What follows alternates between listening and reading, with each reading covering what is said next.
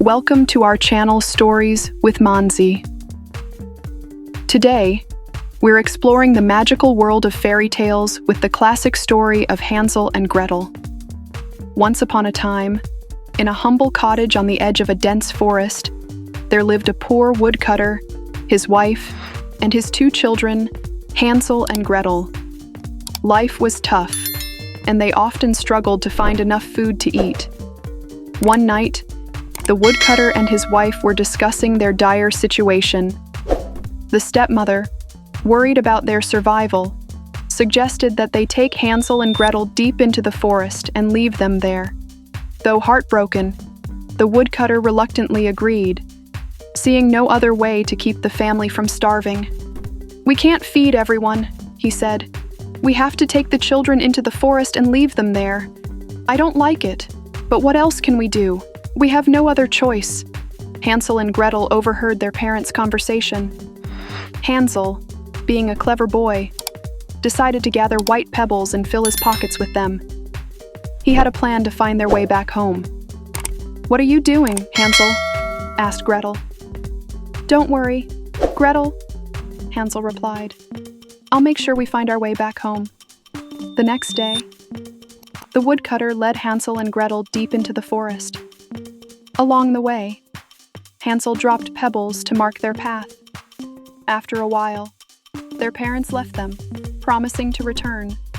But Hansel and Gretel knew better. "I'm scared, Hansel." "What if they don't come back?" Gretel asked. "It's okay, Gretel.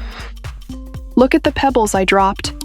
We can follow them back home," Hansel reassured her.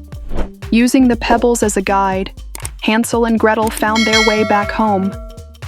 Their stepmother was furious, but the woodcutter was relieved. A few days later, the stepmother insisted they try again. This time, Hansel couldn't gather pebbles, so he used breadcrumbs instead. "I'll use breadcrumbs this time. They will help us find our way back," he said.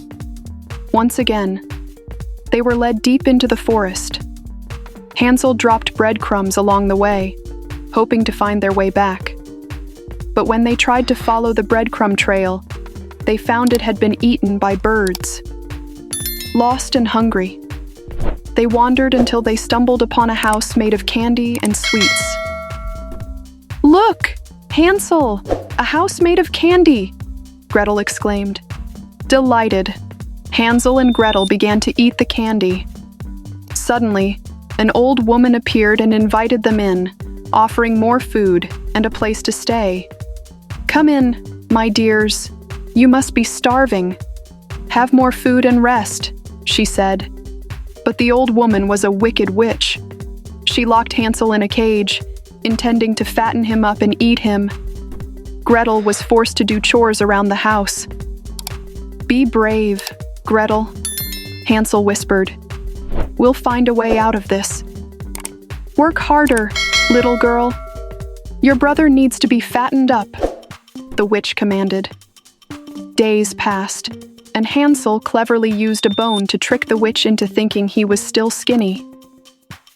One day, the witch grew impatient and decided to eat Hansel anyway. She asked Gretel to check the oven. "Check the oven, girl. Make sure it's hot enough," the witch said. "I'm not sure how. Can you show me?" Gretel pretended not to understand. As the witch demonstrated, Gretel seized the moment and pushed her into the oven, slamming the door shut.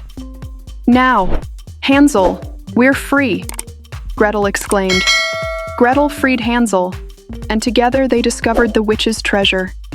They filled their pockets and found their way back home. Their stepmother had left, and the woodcutter welcomed them with tears of joy. "Oh, thank God, my children. You're safe and sound," he cried. With the treasure, they never went hungry again.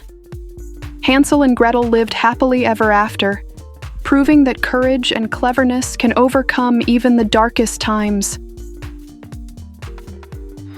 If you enjoyed this story, don't forget to like, subscribe, and share for more magical tales. Thanks for watching.